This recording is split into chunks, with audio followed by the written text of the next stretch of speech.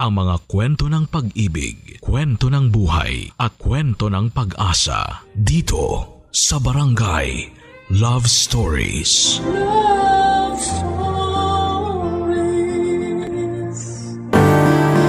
May mga relasyon na sa una lang masaya at masarap. Tapos sa dulo malungkot na at masalimuot. Pero nasa magkarelasyon pa rin kung handa nilang ayusin ang kanilang pagsasama o mas mabuti na lamang na maghiwalay na sila. Ikaw kabarangay, handa ka bang ipaglaban ng isang relasyon kahit na gusto mo nang bumitaw? Papa Dudut. Dear Papa Dudut, pangarap ko na talagang magkaroon ng sariling pamilya simula noong dalaga pa lamang ako. At gusto ko na ang mapangasawa ko ay hindi taga sa amin sa Isabela. Kaya nga nung nauso po ang Facebook, kung sino-sinong lalaki ang kinausap ko para makipagkilala. Karamihan ay mga taga Maynila. Meron din namang mga taga Rizal at Batangas. Pero wala naman akong sineryoso sa kanila dahil patapos pa lamang ako sa high school ng mga panahong yon. Bago ko i-share ang kwento ko ay magpapakilala muna ako. Ako si Shaira, 32 years old at kasalukuyang nakatira sa Quezon City. Meron na akong 2 anak at kinakasama na tawagin na lang po nating Noriel. Factory worker siya at nakilala ko noon sa kantina dati kong pinagtatrabahuhan bilang dishwasher. Lagi kasi siya doong kumakain. Noong nabuntis ako ni Noriel, alam ko na meron na siyang anak sa dati niyang kinakasama. Pero tinanggap ko pa rin yon dahil mahal ko si Noriel. Magsisimula ang lahat taong 2024 noong nabuntis niya ako sa pangalawa naming baby, Papa Dudut.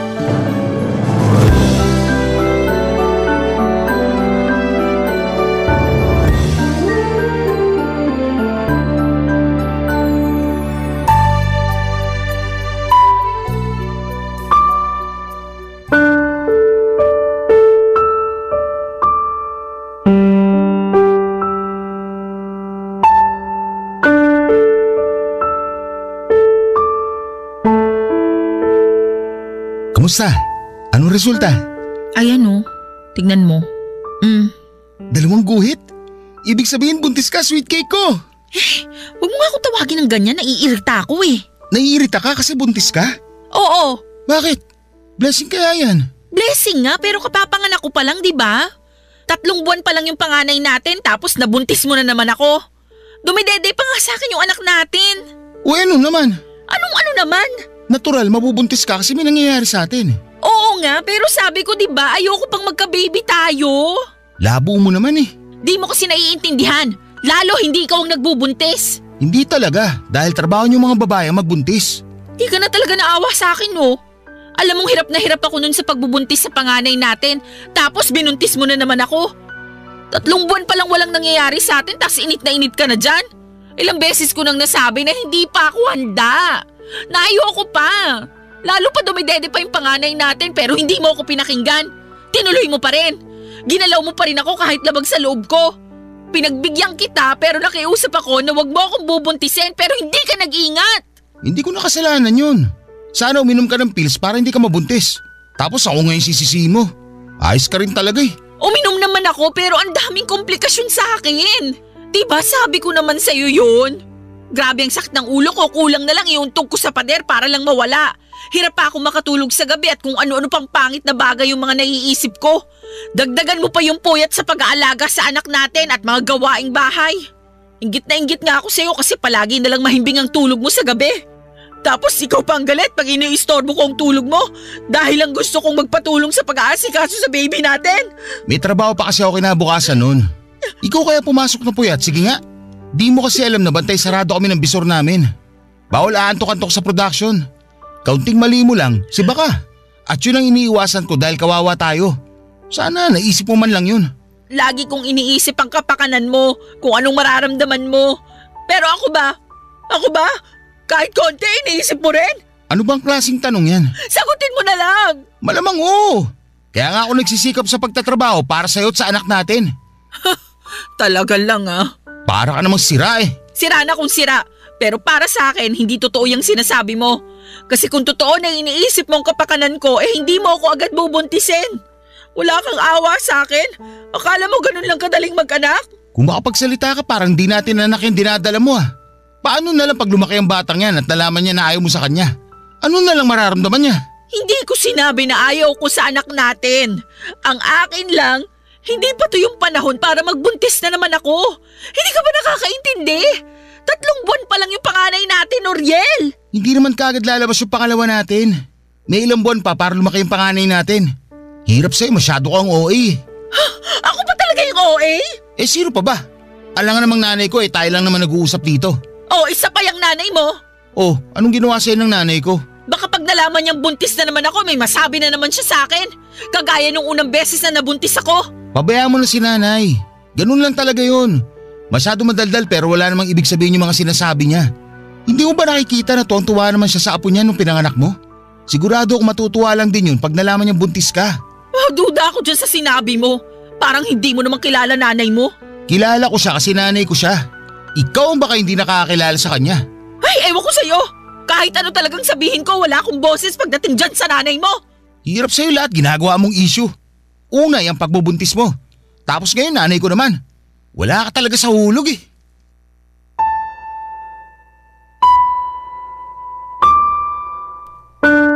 Papadudo 2023 nang nagkakilala kami ni Noriel. Noong taon ding yon ay nabuntis niya ako sa panganay namin kaya nagsama kami sa iisang bubong. Bale, tumira kami sa bahay nila sa Quezon City kasama ang nanay niya. Pero bago yung taong 2016 nang kinuha ko ng tiyahing kong tagaluto sa naturang kantin kung saan kami nagkakilala ng kinakasama ko. Siyempre excited ako noon dahil ang nasa isip ko ay pagkakataon ko na para matupad ang pangarap kong makapag-boyfriend ng taga-syudad. Alam ko na hindi ko dapat priority ang paghahanap ng karelasyon dahil mahirap lang ang buhay namin sa probinsya noong araw.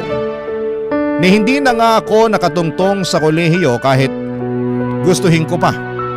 Pero lahat ng mga kapatid ko ay meron ng asawa at sariling pamilya.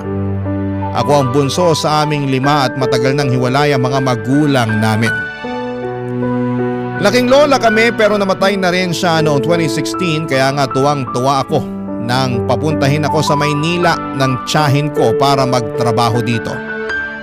Palagi akong pinagsasabihan ng tiyahin ko na mag-ipon ng pera para may panggastos ako sa oras ng pangangailangan. Pero hindi ko yon masyadong iniintindi, Papa Dudut. Noong naranasan ko na kasing sumweldo ay naging magastos po ako.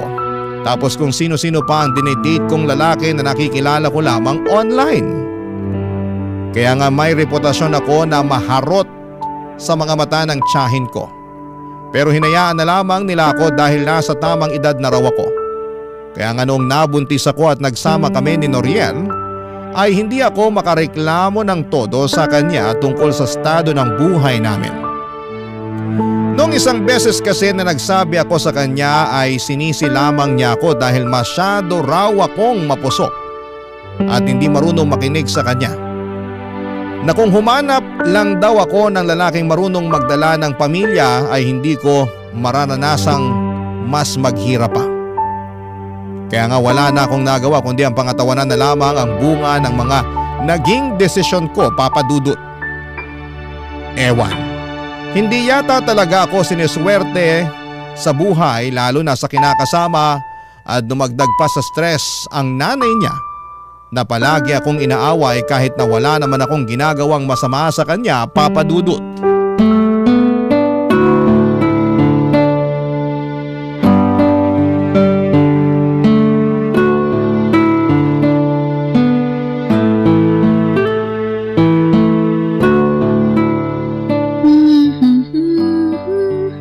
Wow!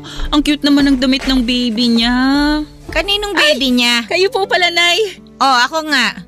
Bakit kumakaano ka naman dyan Akala mo nakakita ka ng maligno. Hindi naman po sa ganon. Nagulat lang po talaga ako sa pagdating nyo. Paano hindi ka magugulat? Tutok na tutok ka dyan sa cellphone. Kulang na lang, idikit mo yung mga mata mo dyan. Sobra naman po kayo. Ako pa ang sobra. Kanina ko pa napapansin na babad ka dyan sa cellphone mo eh. Kung makaasta ka, akala mo wala kang inaalaga ang anak ka. Ngayon lang naman po ako nag-cellphone. Yung anak ko naman po natutulog sa duyan sa kwarto. Hindi ko naman po sinara ang pinto para tanaw ko at mabilis kong mapuntahan. Lumabas lang po ako ng kwarto saglit para kumuha ng tubig na maiinom sa ref. Tapos nag-cellphone ka na dyan bigla. Nag-chat din po kasi yung tiyahin ko. Kinukumusta ako kaya nireplyan ko lang. Nag-chat daw. Maniwala sa'yo. Kung gusto niyo tingnan niyo pa po tong cellphone ko, kausap ko po yung tiyahin ko.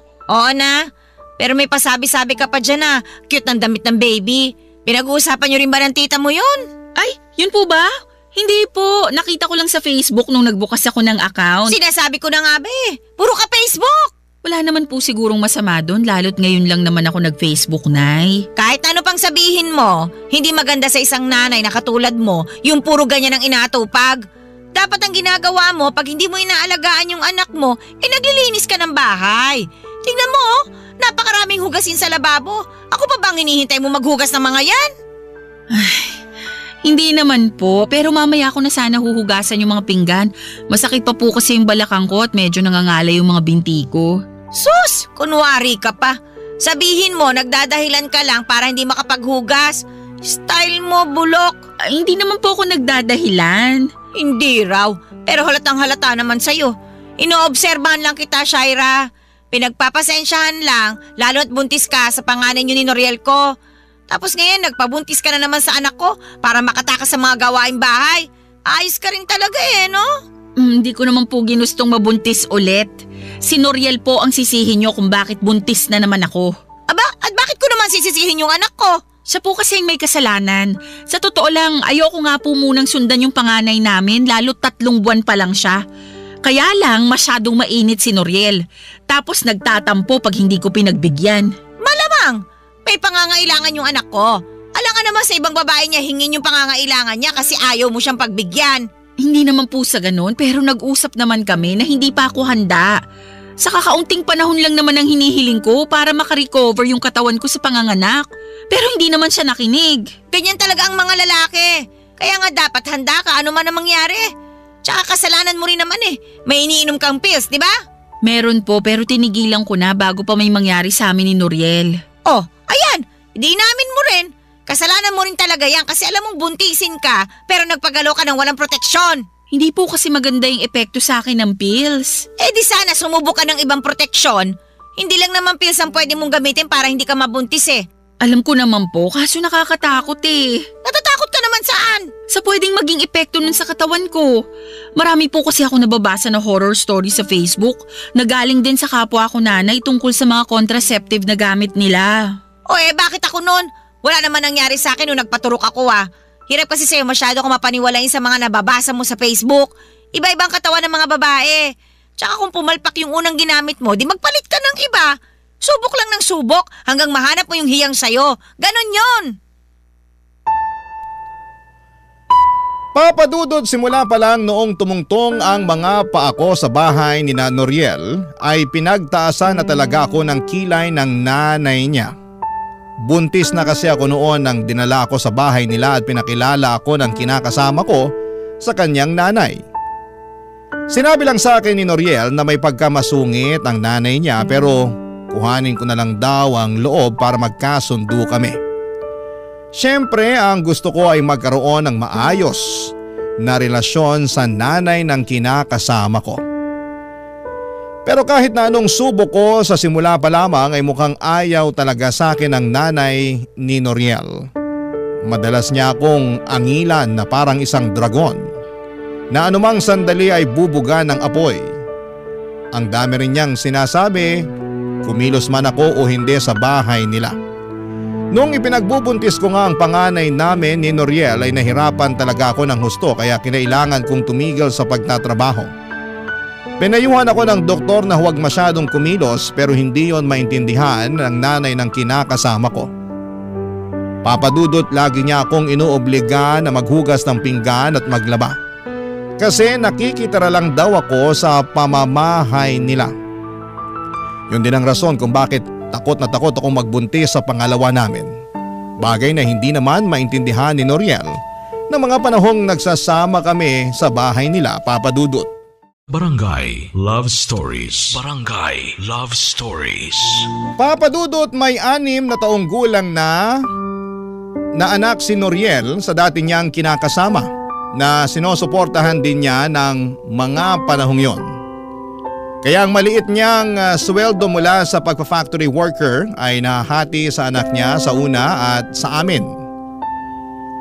Bilang ako ang babae ay sa akin nakatoka ang pagbabudget, kaya masasabi kong mas madalas pa kaming kapusin kesa nakakaluwag. Ewan. Pero kahit na anong gawin kong paghihigpit ng sinturon ay hindi talaga kami makaahon, Papa Dudut.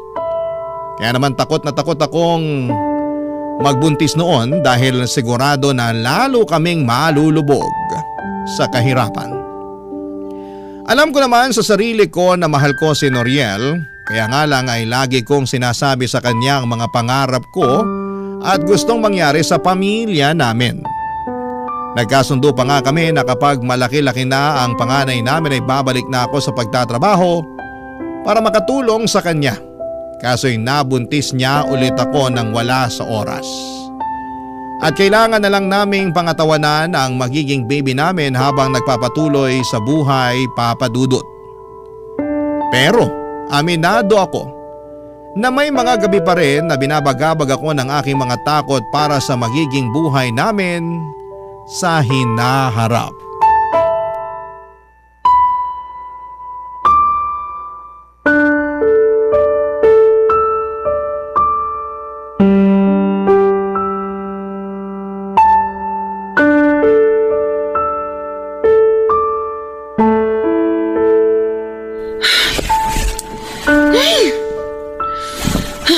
Ba yan? Kanina ko pa naririnig yung pagbubuntong hininga mo ah.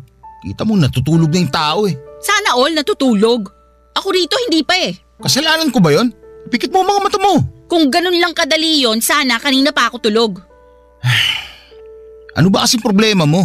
Ikaw ang problema ko. Lagi ka na lang nagagalit sa akin tuwing gusto ko magsabi sa'yo ng nararamdaman ko. Feeling ko tuloy wala ka ng pakialam sa akin. Gabing-gabi na nagdadrama ka pa eh. Patulog na nga yung tao oh. Saka saan na naman galing yung pinagsasabi mo? Sa akin lang. Naisip ko lang kasi yun yung pakiramdam ko. Shaira naman eh. Ayoko ng away. Pagod ako. Pagod din naman ako ah. Paano ko napagod eh? Nandito ka lang naman sa bahay natin. Baka nakakalimutan mo na buntis ako tapos nag-aalaga pa ako ng anak natin, Noriel. Kung makapagsalita ka dyan, akala mo madali rin ginagawa ko ah. Ay nako, nagre-reklamo ka na naman eh. Hindi ako nagre-reklamo. O ba't ganyan tono mo? Malapit ko na tuloy isipin na hindi ka na masaya sa pamilya natin. Talaga? Nakuha mo pang isipin yun kung sakali? Oo, mahal ko kayo ng anak natin. Pati na rin itong baby na nasa tiyan ko pero hindi ko lang mapigilang mapaisip kung meron ka ba talagang pangarap para sa amin. Ano na naman ba yan? May plano ka ba talagang ibukod kami ng mga bata? Ano? Alam mo kung anong sinasabi ko? Hindi ko alam. Ewan ko sa'yo. Ng bahay, Noriel. Hindi ba nangako ka sa akin noon? Pag nakaluwag-luwag tayo, ibubukod mo kami ng anak mo. Gusto ko lang malaman kung may bala ka pa rin na to pa rin yung pinangako mo sa akin noon. Sa totoo lang, parang malabo na yan. Lalo na ikaw may sabi pag nakaluwag-luwag tayo. Sa panahon ngayon, mas madalas pa tayong gipit kaysa nakakaluwag-luwag. Kaya paano ko pa matutupad yung pangako ko sa'yo na mabubukod ko kayo? Saka may paparating tayong baby. Di ba dapat mas unahin ko yung anak natin kaysa sa kung ano-ano mga naiisip mo? Pero di ba kapag nagsasama na ang babae at lalaki, bumubukod na sila? Para lang sa may mga pera yun. Saka, bakit ba gusto mong bumukod hindi naman tayo pinapalayas ni nanay dito? Hindi nga, pero bahay niya pa rin to. Dapat meron tayong sariling bahay lalo't lumalaki na ang pamilya natin. Sa panahon ngayon na ang mamahal na mga bilihin, paano pa kaya ang renta? Sige nga, gusto mo yatang mamulubi tayo at sa kalsada na lang tumira eh. Hindi naman siguro tayo aabot sa ganun. Aabot tayo sa ganun pag hindi ka pa nanahimik dyan. Masyado kong maraming gusto hindi pa nga tayo umaasenso. Kasalanan mo naman eh. Nag-uusap na tayo noon. Maayos na yung plano natin na pag lumaki-laki ang panganay natin, tutulong ako sa pagtatrabaho para makaipon tayo. Kaso, masyado kang mainit sa kama. Ayan tuloy, nabuntis mo na naman ako. Hindi pa nga natin natutupad yung usapan natin na mag-iipon pero pakiramdam ko back to zero na naman tayo. Kawawa naman sa'yo anak natin dyan sa tiyan mo eh. Hindi pa nga pinapanganak, palagi mo na sinisisi. Hindi ko sinisisi ang anak natin. Ikaw ang sinisisi ko. Ay talaga naman. Kaunti na lang malapit na ako mapikon sa'yo. Lagi ka namang napipikon sa akin bago pa ba yun? Hirap sa'yo, masyado ka emosyonal. Alam mo namang buntis ako? Malamang, emosyonal talaga kaming mga buntis. Dinamay mo pa yung ibang mga buntis. Baka ikaw lang naman talaga ang ganyan. Hindi mo alam, nakakayamot ka na. Kaya hindi na ako magtataka kung bakit hindi kayo magkasundo ni nanay. Tama siya na para ka may sariling mundo. Sinabi sa'yo ng nanay mo yon? Na para ako may sariling mundo? Oo! Ano sagot mo? Wala. Nagkibit-balikat lang ako. Ayoko nang pahabain yung usapan kaya hindi na lang ako sumagot. Grabe ka talaga? Hindi mo man lang ako pinagtanggol? Paano kita ipagtatanggol kung nakikita ko na parang totoo naman ang sinasabi ng nanay ko? Isipin mo nga yan. Huwag lang lagi pagkukulang ko yung tignan mo. Tignan mo rin yung sarili mo. Masyado akong mapaghanap. Hindi ka na marunong makontento. Sige na, matutulog na ako. Huwag mo na ako istorbohin. Papadudot matapos ang pag-uusap naming yon ni Noriel na nauwi na nga sa pagtatalo ay nadagdagan lang ng panibagong tampo ang mga nauna kong tampo sa kanya. Alam ko na mas praktikal na tumira sa bahay nila pero nahihirapan na kasi akong pakisamahan ng nanay niya. Sa tingin ko ay ginawa ko naman ang lahat ng abot ng makakaya ko pero wala. Matigas at malayo ang loob sa akin ng biyanang kong hilaw. Simula noon ay hindi na ako nagsabi ng saloobin kay Noriel dahil siguradong hindi na naman niya ako pakikinggan. O baka nga sisihin niya ulit ako at sabihing masyado akong mareklamo at ako talaga ang hindi marunong makisama sa amin ng nanay niya. Pakiramdam ko, Papa Dudut, ay wala akong karapatan na magsabi ng feelings ko. Kaya naman tinuong ko na lamang sa pagsali sa mga online group sa Facebook ng mga kapwa ko nanay at may kinakasama ang paglalabas sa mga hinaing ko sa buhay at sa relasyon namin ni Noriel. Bali ang ginagawa ko ay nagpo-post ako ng aking mga problema sa grupo na sinalihan ko at marami namang nagkokomento para magbigay sa akin ng pagpapayo. Hanggang sa may napansin akong isang Facebook account na paulit-ulit na nagko-comment sa mga post ko. Hindi nagtagal ay nag-chat sa akin ang naturang account para makipagkaibigan. Akala ko ay kapwa ko rin siya nanay kaya inaccept ko ang friend request niya sa akin sa Facebook. Pero makalipas ang ilang araw ng pag-uusap namin ay inamin niya na isa siyang lalaki, Papa Dudut.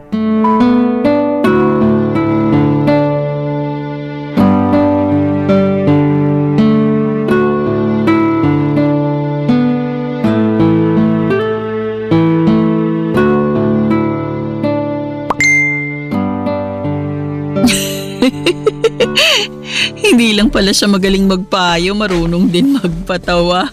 Sino marunong ding magpatawa? Po? Sino nga yung marunong magpatawa? Wala po. Anong wala? Patingin ang cellphone mo. Ayoko po. O bakit? Siguro may tinatago ka sa akin ano? Bakit naman po ako may itatago sa inyo? Aba ewan ko. Galing ako sa kusina, katatapos ko lang magluto. Naabutan kita nakaupo na naman dito sa bangko habang pangiti-ngiti. Tapos sabi mo, marunong din siya magpatawa. Sino ba yung marunong magpatawa na yon, ha? Si ano po? Si Papa Dudut po. Si Papa Dudut? Opo. Katatapos ko lang po kasing makinig ng Barangay Love Stories. Sa dulo po nagpapayo si Papa Dudut, tapos bigla po siyang nagpatawa. Bakit hindi ka sa radyo nakikinig? Bakit dyan sa cellphone mo? Meron po kasi silang live sa Facebook. Doon po ako nakikinig at nanunood na rin. Siguraduhin mo lang na yun talaga ang pinaggagawa mong babae ka, ha? Nay naman, ano pa po bang iba kong gagawin sa Facebook? Ewan ko sa'yo. Napapansin ko na, panayan ang inaatupag mo. Hindi naman po, ngayon lang po ako umupot nag-cellphone eh. Hindi raw. Ayos-ayusin mo lang talaga dahil pag nalaman ko na may ginagawa kang milagro dyan sa cellphone mo, nako, palalayasin kita rito sa pamamahay ko. Sobra naman po kayo sa ginagawang milagro. Alam niyo po ba na masama ang mambintang? Kaya nga ayusin mo. Matanong ko nga po kayo, Nay. Total, nag-uusap na tayo. Ano yon? Curious lang po ako kasi matagal na rin naman na akong nakatira sa inyo eh. Ano nga yon? Dali-dali ano at may pinapakulo pa akong bulalo dun sa kusina. Bakit po ba ang init ng ulo niyo sa akin? Sa pagkakaalam ko wala naman akong ginagawang masama sa inyo, pero palagi pa rin kayong nagagalit sa akin. Nagtanong ka pa talaga ha? Hindi pa ba halata? Na alin po? Na ayoko sa'yo. At kahit na wala ka pang gawing masama, ayaw ko na talaga sa'yo nung unang beses pa lang nakita kitang tumapak dito sa pamamahay ko. Bakit naman po? Aba, hindi ko alam. Malay ko, basta naiinis ako sa pagmumukha mo kapag nakikita ka. Pero wala naman ako magawa dahil nanay ka ng apo ko eh. Parang ang unfair naman po nun sa akin kasi ginagawa ko naman lahat para mapalapit sa inyo. Sabi ni Noriel, kuhain ko lang daw ang loob nyo para magkasundo tayo. Pero parang ang tigas-tigas nyo pagdating sa akin. Eh, ganun talaga. Alangan naman pilitin ko ang sarili ko na magustuhan ka. Eh, hindi ko nga kaya, di ba? Tsaka kahit paano sinubukan ko naman na tanggapin ka ng buong buo. Kaya nga lang talaga hindi ko magawa. Siguro kasi magkaiba kayo nung unang kinasama ng anak ko eh. Ayun, kahit paano, kuha nun ang loob ko. Magkaiba naman po talaga kami. Talaga magkaiba kayo. Kaya nga siguro ayoko sa'yo kasi mas gusto ko pa rin sa kanya. Pero ako na po yung kinakasama ng anak nyo. Kaya kailangan nyo akong tanggapin sa ayaw at sa gusto nyo. Kung palayasin kaya kita rito sa bahay ko sa ayaw at sa gusto mo. Grabe naman po kayo. Kung magsalita kayo, parang kayo ang kontrabida sa kwentong napakinggan ko sa Barangay Love Stories kanina. Kulang na lang bumuga kayo ng apoy dyan eh. Iniinis mo talaga ako? Hala nay, yung pinapakulo nyo dun sa kusina. Ha? Parang umaapaw na po yata. Naku, mabuti pa puntahan nyo na. Oo nga, kakalidis ko lang ng kalan eh. Baka dumumi na naman. Ay, teka nga, puntahan ko na nga, ikaw na babae ka ha. Tumulong ka dun sa paghahain sa mesa. Puro ka cellphone. Kulang na lang, idikit mo yung mukha mo dyan sa cellphone mo. Kayo nga po, puro na lang pagalit sa akin eh. Paano hindi ako magagalit? Binibigyan mo ako ng dahilan. Papadudot alam ko sa sarili ko na wala akong ginagawang masama. Kaya bakit abot langit na lamang ang galit sa akin ng nanay ng kinakasama ko? Kung makapagsalita siya, akala mo ay hindi ako ang nanay ng mga apo niya. Sobra talaga akong nasaktan sa mga ibinibintang sa akin ni nanay dahil wala namang totoo sa mga yon ni isa. Nakikipag-chat lang naman ako sa nakilala ko online at wala kaming ginagawang masama, papadudot. Saka hindi ko naman inuubos ang oras ko sa pakikipag-chat o pakikipag-Facebook lang gaya ng sinasabi ng nanay ni Noriel. Sa katunayan ay nagse-cellphone lamang ako pag natapos ko na ang asikasuhin ang anak namin at gumawa ng kaunting gawaing bahay na kaya kong gawin. Pero parang tanga ang nanay ng kinakasama ko dahil sa araw-araw na lamang na ginawa ng Diyos ay palagi siyang nakakahanap ng kadahilanan para maggalit sa akin, papadudot. Barangay Love Stories. Barangay Love Stories. Papadudot dahil wala namang ginagawa si Noriel sa tuwing inaagrabyado ako ng nanay niya ay hindi niyo ako masisisi. Kung lalong lumayo ang loob ko sa kanya. Pakiramdam ko ay mas matimbang talaga sa kanya ang nanay niya kesa sa akin at sa mga anak namin. Doon na ako nagsimulang magtanim ng galit kay Noriel at lahat yon ay ikinuwento ko sa lalaking kachat ko. Bagay na nauunawaan naman niya. Pakiramdam ko ay nakahanap ako ng karamay sa katauhan niya ng mga panahong yon. Kahit na hindi ko pa siya lubos na kilala. Feeling ko ay matagal na kaming magkakilala at kaunti lang kasi ang alam kong impormasyon tungkol sa kanya. Sabi lang niya ay may kinakasama siya dati na matagal na ring nagsishare ng mga problema sa Facebook group kung saan kami nagkakilala. Hindi rin daw kasi maayos ang naging pagsasama nila noon hanggang sa nagkahiwalay na nga sila, papadudot. Wala po silang anak tapos ay naiwan sa kanyang account at password ng dati niyang live-in partner. At doon niya nadiskubre ang mga group page na sinalihan nito. Simula noon ay naging misyon na raw niya ang magbigay payo sa mga problema ng mga nanay at may live-in partner na kasali sa naturang Facebook group kung saan kami nagkakilala. At masasabi ko na magaling talaga siyang magpayo, kaya naman aminado ko na napagaan niya ang kalooban ko. Kaya lang habang mas lumalalim ang pagkakaibigan namin, mas lalo pala akong binabantayan ng nanay ni Noriel, papadudot.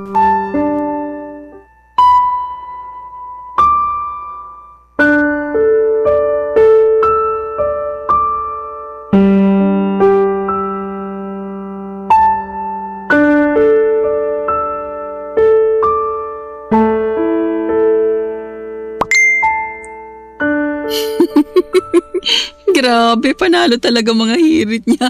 Tawang-tawa ako. Aray! Sinasabi ko na nga ba na iba kang kinakausap sa cellphone na? Nasasaktan ako! Wala akong pakialam dahil grabe ang gigil ko sa'yo, babae ka! Ano po bang kasalanan ko? Wala naman po akong ginagawa sa inyo. Nagmamaang-maangan ka pa eh. Kanina pa ako dyan sa likod mo. Kaya nababasa ko na may kachat kang nagpapatawa sa'yo. Po! Paano kanina pa kayo dyan sa likod ko? Tapos hindi ko man lang kayo naramdaman? Daig niyo pang multo ah! Abot talaga! Ito na po ako. Aray! po si Shaira! Kung awatin, hindi ko pa natatanggal sa akin ang mukha ng lahat ng buhok niya! Hinano po ba kayo ni Shaira?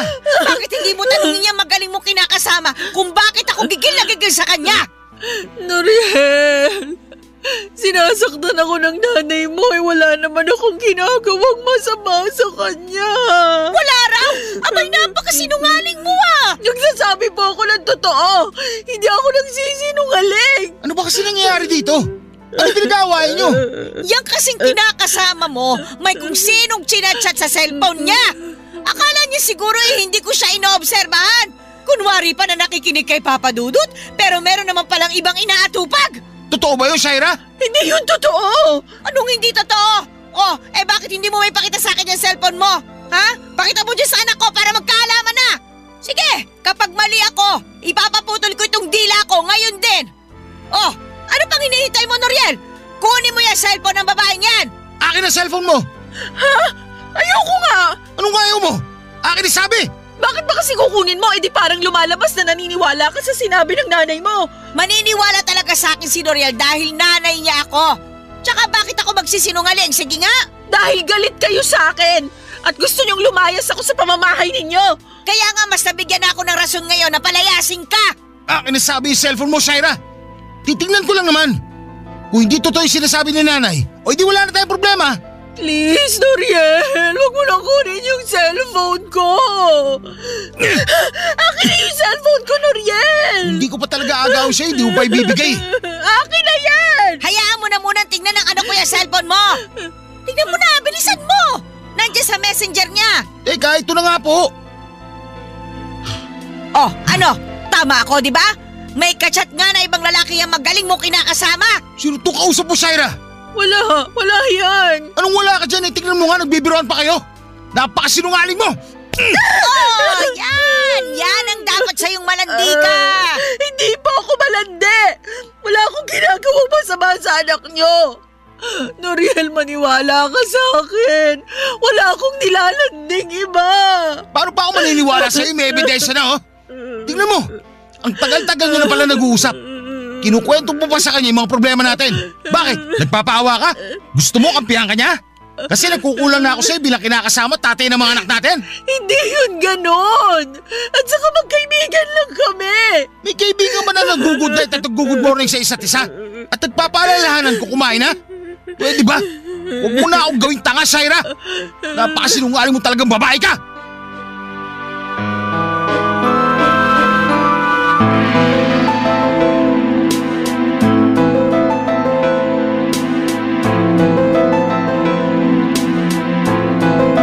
Papadudod, hindi ko akalain na nakaabang lang pala sa akin ang nanay ng kinakasama ko para magkamali ako. At nang sa ganoon ay mapagbuhatan niya ako ng kamay katulad ng ginawa niya sa akin ng araw na yon. Kahit na anong iyak ko at pagmamakaawa na huwag na niya akong saktan ay hindi pa rin siya nakinig sa akin, Papadudod. Nagbingi-bingihan siya sa pagmamakaawa ko at patuloy akong sinaktan.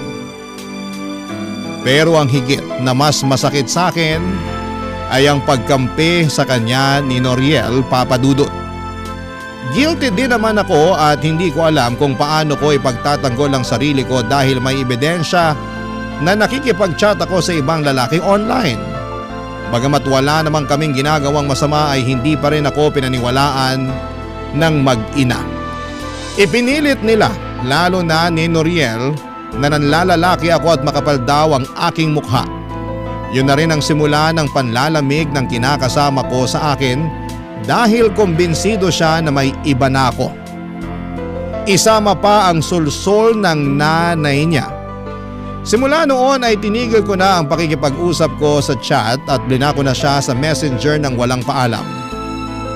Aminado ako na noong una ay nalungkot ako pero dahil guilty din naman ako sa pakikipag-usap sa iba ay wala na akong nagawa. Alam ko sa sarili ko na kailangan kong bumawi kay Noriel. Kaya lang mas pinaramdam sa akin ang kinakasama ko na hindi niya ako kayang patawarin sa kasalanan na nagawa ko, Papa Dudut.